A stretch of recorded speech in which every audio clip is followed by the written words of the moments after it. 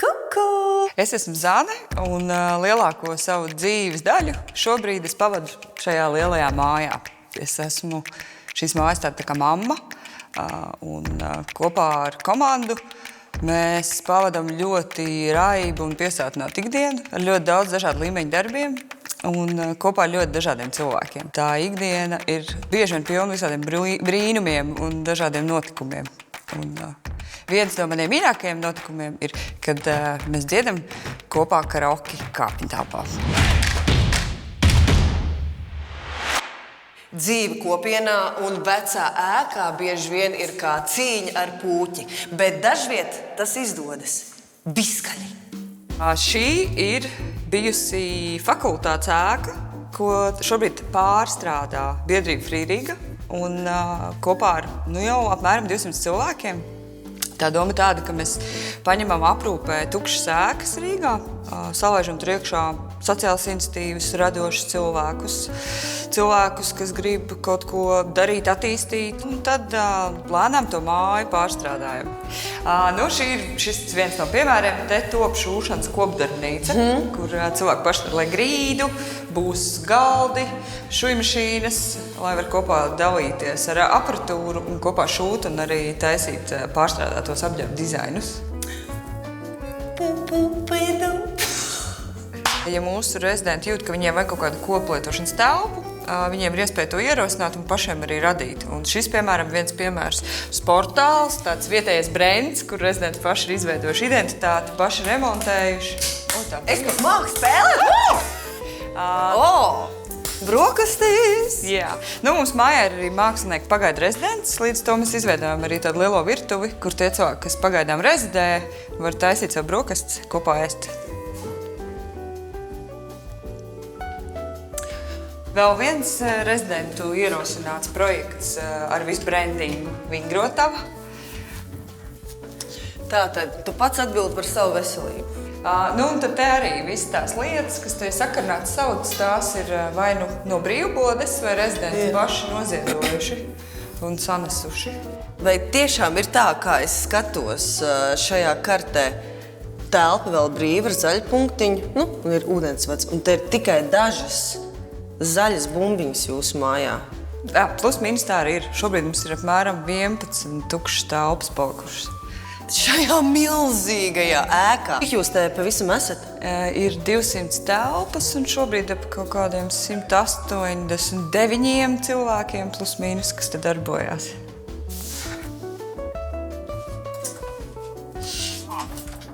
Thank you very much. Galdniecības kopdarbnīca, blakus ir metāla darbnīca, kas normāli forši.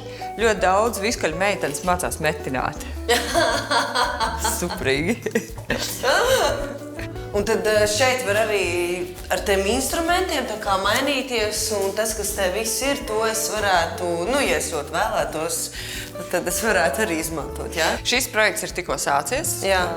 Te jau notiek darbība, un viņi kopā, tā kopiena ir kaut kādi pāris cilvēki, tas kodols, kuri veido to kopējo metodi, kā ne tikai viņi varētu lietot, bet arī varētu nākt cilvēki no ārpuses.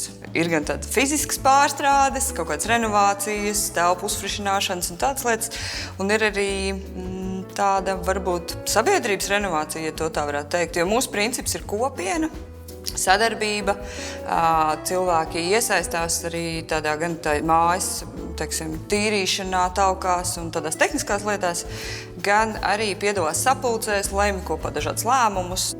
Kā ar to visu savā kopā, man liekas, ka vājprāts, ne? Vai tomēr...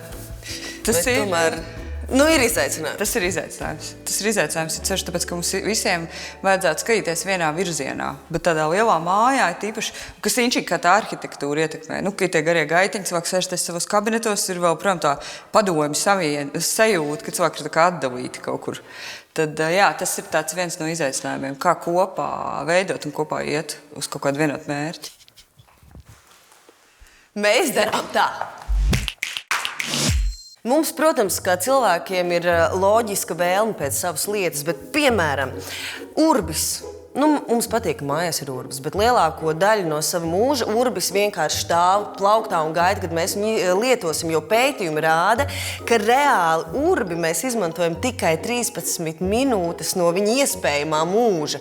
Tā kā šī te lietu dalīšanās gan instrumentu, gan būvmateriālu, gan arī telpu ir ļoti būtiska, jo tiek saražotas lietas, kuras tiešām arī netiek izmantotas. Un tā ir viena no lielākajām planētas problēmām. Mēs lielākoties koncentrējamies patreiz uz atkritumu šķirošanu un uz pārstrādi, bet daudz vairāk mums būtu jākoncentrējas uz to, lai mēs izmantotu jau saražoto un lai mēs neveidotu liekus atkritumus. Bet saki, lūdzu, vai šādā lielā kopienā tomēr nav vajadzīgs tas viens cilvēks, kas vismaz to telpu uztur kārtībā vai par to rūpējas, vai cilvēki neizmanto to, ka viņi te var kaut ko dabūt un tad tā pavirši pamet?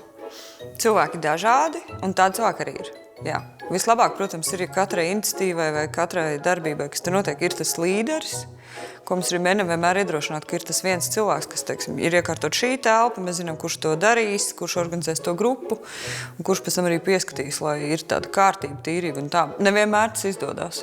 Bet saka, lūdzu, tu vienkārši minēji par to, ka jums ir nedaudz cits mērķis, negluži tādā hipija garstāvoklī šeit eksistēts, un kāds ir šis mērķis? Šī māja mums ir nomā uz 25 gadiem, un mēs gribam viņu renovēt pēc ilgspējas un aprits principiem un veidot šeit dzīves kvalitātes dizaina institūtu, kas ļoti vienkāršiem vārdiem ir vieta, kur mēs uzdodam jautājumu, kas tev dara laimīgu.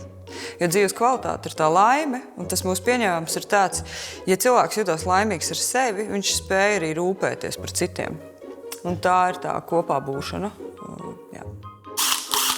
Mēs Mēs darām tā.